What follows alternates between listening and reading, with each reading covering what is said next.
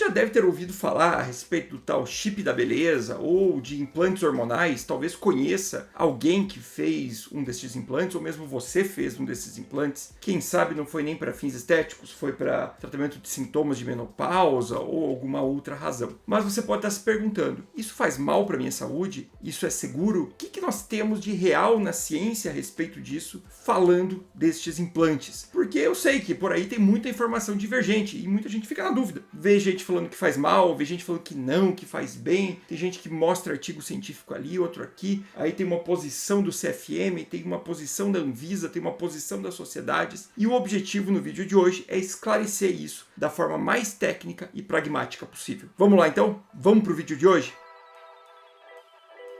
Bom, se você é novo por aqui e ainda não me conhece, meu nome é Gustavo, eu sou médico, sou especialista em cardiologia e clínica médica e sou doutor em medicina interna, além de atuar como professor universitário e pesquisador. Aqui no canal eu trago os temas que estão em alta aí relacionados à sua saúde e destrincho eles de uma forma muito científica, porém sempre com uma linguagem acessível para que todo mundo entenda. Se você quer saber mais da tua saúde, ficar aí por dentro e compreender bem o que acontece com o teu corpo, se inscreve aqui no canal e não esquece já de deixar o like e compartilhar com quem possa se interessar. Vamos destrinchar esse assunto então? Então vamos começar lá. Primeiro tentar entender o que são esses implantes, né? Basicamente, a ideia desses implantes é você preparar um material, colocar um medicamento nele e fazer a implantação subcutânea, né? Então, embaixo da pele, para que essa substância vá sendo liberada lentamente, garantindo um nível sérico, um nível no sangue e que dure por muito tempo. Então, diferente de quando a pessoa vai lá e toma um comprimido pela boca, que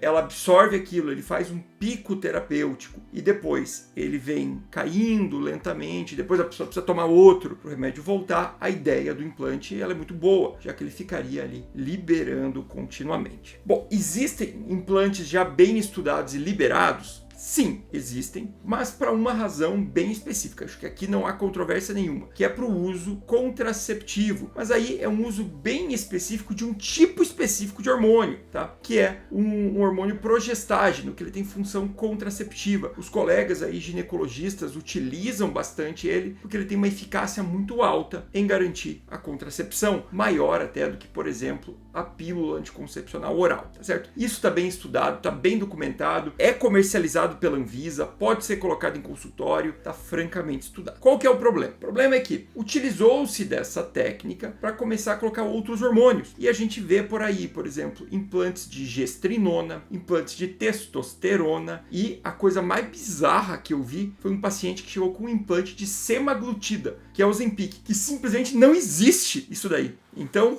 não sei como isso foi colocado, se enganaram ele ou não, mas que isso simplesmente não existe, tá? Então, estão colocando tudo dessa forma. Qual que é o problema? Toda vez que você vai estudar algum medicamento novo, você precisa testar a eficácia e a segurança desse medicamento. Eu não posso utilizar meus pacientes como cobaia. Chega lá, colocar, vamos ver o que acontece. Não, eu preciso de um estudo científico bem definido para que você possa fazer isso. Vocês concordam? Acho que isso foi muito discutido até na época da pandemia, né? Então você precisa dos estudos científicos para isso. Quando você faz de uma forma qualquer, sem controle da Anvisa, esse preparo você não sabe em que velocidade isso aqui vai liberar, se vai liberar na dose correta ou não. Vai que você implanta e ele libera tudo de uma vez, ou que ele libera mais lento do que precisa. Você não tem esse controle.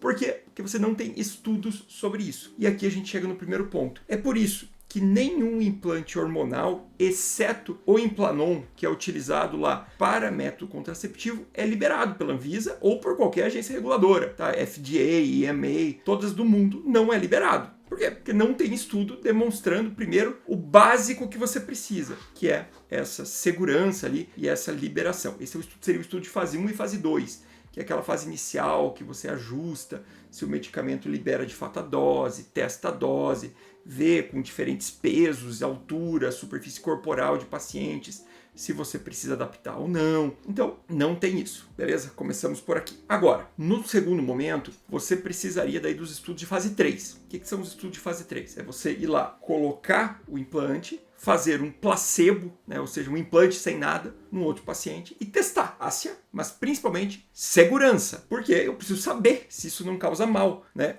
O primeiro princípio, na verdade, da bioética é não maleficência, ou seja, eu não posso fazer alguma coisa para o meu paciente que vai fazer mais mal do que bem. Então, simplesmente por este motivo, eu não posso começar a fazer essa aplicação. Bom, gente, vamos lá, vamos para documentos. Então, essa aqui é a carta que as sociedades de especialidades médicas, né, as sociedades científicas, emitiram para a Anvisa, que estão utilizando aí um medicamento não liberado. Aí ele coloca aqui que o único estudado é o etonorgestrel, né, que é o Implanon, aprovado para anticoncepção, e os outros todos aí que estão sendo comercializados, eles são manipulados, eles não têm bula, não tem informação de farmacocinética, que é isso que eu falei, não tem estudo de eficácia nem segurança. E ninguém sabe o que acontece no longo prazo, porque ninguém estudou isso, tá bom? E daí eles colocam aqui que já viram coisas mais variadas possíveis. Eu citei ali aqueles hormônios, mas eles já viram aquele estradiol, oxandrolona, metformina, que é o antidiabético, ocitocina, então várias substâncias. Estão fazendo de tudo nisso. A tal chipagem hormonal, como ele coloca aqui, é na realidade algo antigo e ultrapassado, verdade, porque ela usa medicamentos que ninguém usa mais, que é tipo a gestrinona. A gestrinona ela é testada oral e há muito tempo atrás. Todos os estudos que você encontrar de gestrinona, praticamente, eles são com uso oral e, de fato, é um medicamento muito, muito antigo. Aí ele coloca aqui um alerta de um cirurgião vascular, que eu não o conheço, mas que está tendo problemas com o implante, né? O negócio ficar ali, complicar, criar aderência, fazer dificuldade na retirada. Alguns colegas, eu já vi alguns dermatologistas aí falarem pacientes fazendo acne, hirsutismo, né? Que é crescimento de pelo em mulher, principalmente, queda de cabelo, engrossamento da voz, irregularidade menstrual. Isso está sendo relatado, né? Por aí, mas como eu falei, a gente não tem estudo para falar uma coisa ou outra disso daqui. E aí, o argumento, muitas vezes, que eles trazem é isso aqui, ó, texto é vida. Aqui, testosterona na mulher que está na menopausa transforma, deixa ela melhor. Gente, isso aqui é muito perigoso, tá? E daí ele coloca bem aqui, que na verdade não existe indicação de você dosar a testosterona na mulher, porque o nível baixo de testosterona não acarreta nenhuma manifestação clínica, que você pede testosterona na mulher quando você vai ver se ela está produzindo em excesso, mas não que tenha uma situação de falta de testosterona na mulher, diferente do homem, tá? Mas no homem, eu já comentei em outro vídeo aqui, por isso que eu não tô focando nisso agora, tá? Que é a minha análise lá do estudo Traverse de reposição hormonal de testosterona em homem. Vou deixar o link aqui e na descrição você assiste na sequência, tá? Se quiser. Então, esse aqui é nisso que se baseia esta carta, tá? Essa carta se baseia nisso daqui, que não tem estudo, o pessoal tá falando demais aí, tá comercializando isso, e existe um parecer prévio do CRM de Santa Catarina, que eu estou abrindo aqui na tela agora, que ele faz basicamente toda essa revisão, ele fala que não tem estudo mesmo sobre isso, e ele traz aqui que o uso deste medicamento sem registro no país, e em apresentação e via de administração não estudada, que é essa de implante, portanto, sem avaliação de risco e benefício na terapêutica, afronta as normas sanitárias e éticas vigentes do país. Então, assim, a gente tem um parecer do Conselho de Medicina, né, do Estado de Santa Catarina, a gente tem a carta das sociedades de especialidades, apontando nessa direção. Bom, você vai falar, não vai falar do outro lado, Gustavo? Vamos falar também. Eu conversei aí com as pessoas que defendem isso,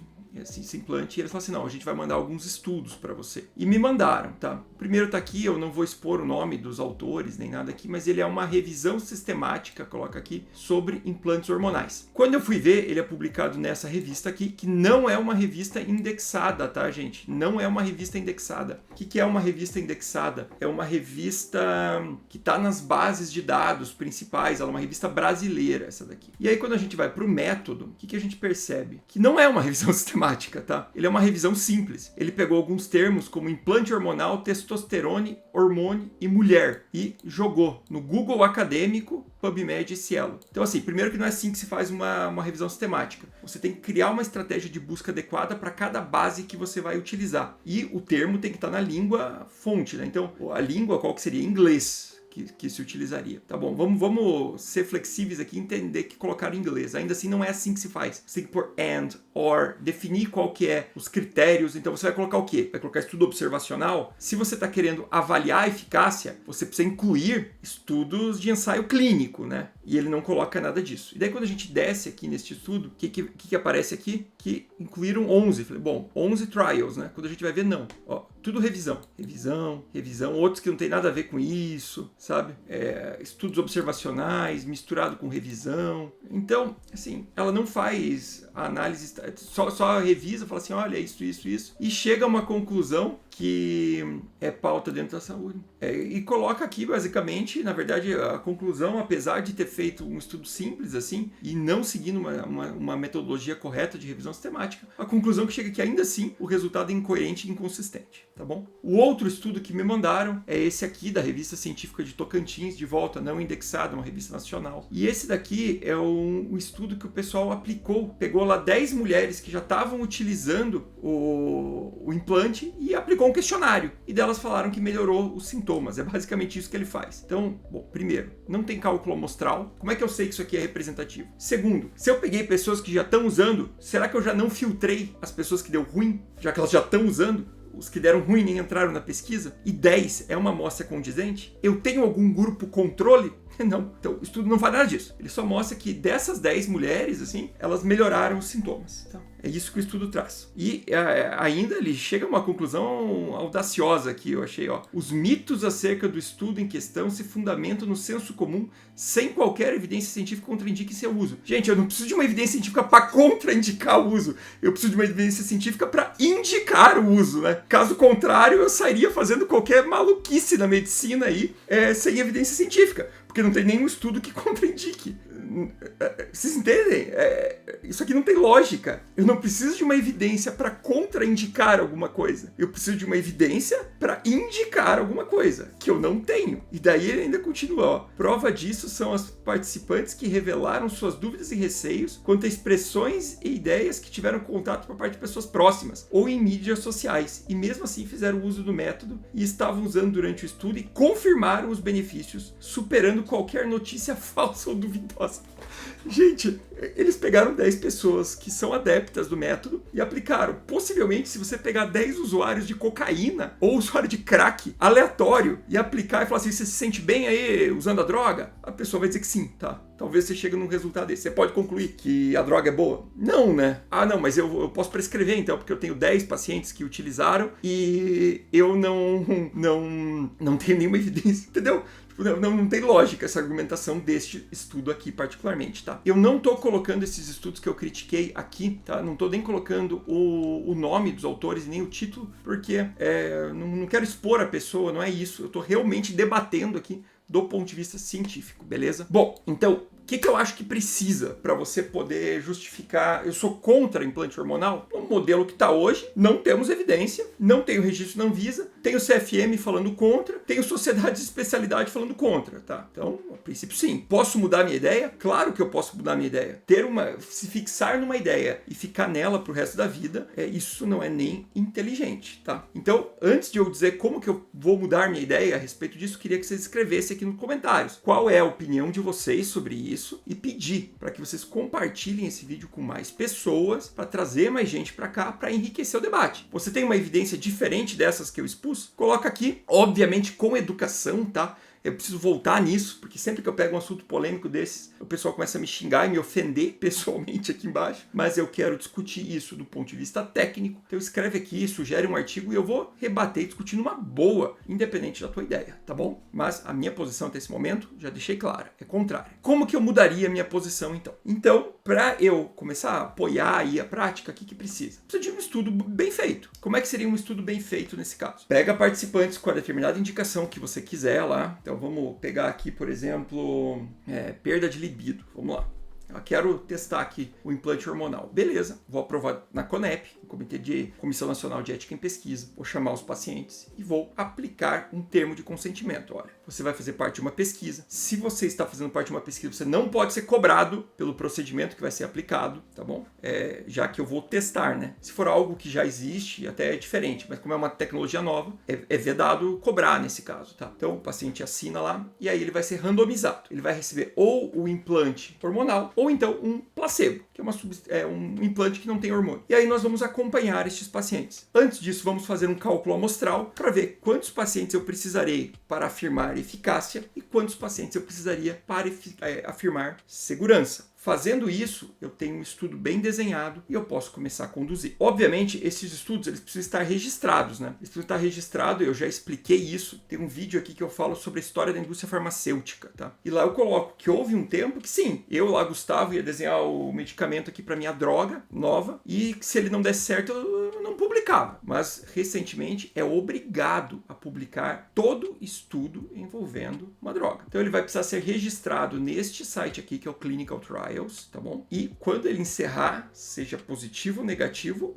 vai ter que estar publicado. Então, eu pesquisei aqui, por exemplo, gestrinone e o implante, né, que é um desses, e achei 3 estudos. Então, são estes 3, ó. Podemos ver que os 3 são do Brasil, ó. São Paulo, esse aqui é multicêntrico, é São Paulo, Campina Grande, Brasília, São José dos Campos, e esse aqui é de São Paulo. Todos são novos, todos ainda estão na fase de recrutamento, ou seja, eles não acabaram, talvez estejam acontecendo. Quando eu abro o estudo, a gente vê aqui o detalhe certinho do estudo e ó, é exatamente o desenho que eu falei. Gestrinona contra placebo, randomizados 1 para 1, e aí tem os desfechos já pré-estabelecidos também, tá? Este outro aqui, ele tem o mesmo modelo, não, esse aqui é gestrinona implantável contra gestrinona oral aqui, pelo que eu estou entendendo. E este daqui é gestrinona implantável contra um grupo que não vai receber nada. Ó, isso aqui já é um problema um pouquinho maior, né? Porque ele não é cego, já que você sabe em qual grupo cada um tá. E isso aqui acaba gerando problema, especialmente para desfechos subjetivos, tá? Por exemplo, dor ou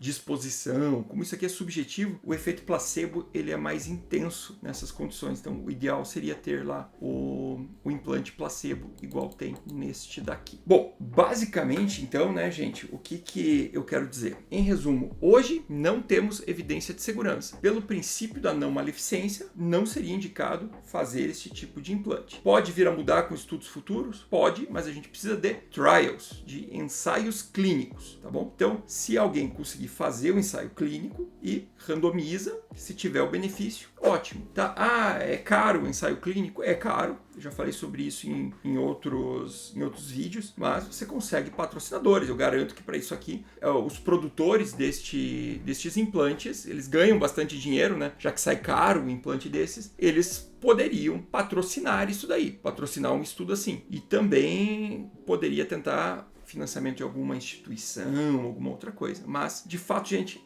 na minha concepção, a ausência de evidência de benefício, a ausência de evidência de malefício, eu tô numa área completamente desconhecida aqui, tá? Então, indicaria de maneira alguma, não sei o que isso pode causar no meu paciente, indicaria o tratamento aí adequado. Tá pensando em fazer um implante desses? Procura aí teu endocrinologista, procura alguém aí, um médico da tua confiança, para conversar sobre possíveis outras alternativas, tá certo? Gente, gostou do vídeo? Não esquece de deixar o like, curtir, compartilhar com quem possa se interessar e vamos debater aqui nos comentários, tá bom? Muito obrigado e até o próximo vídeo.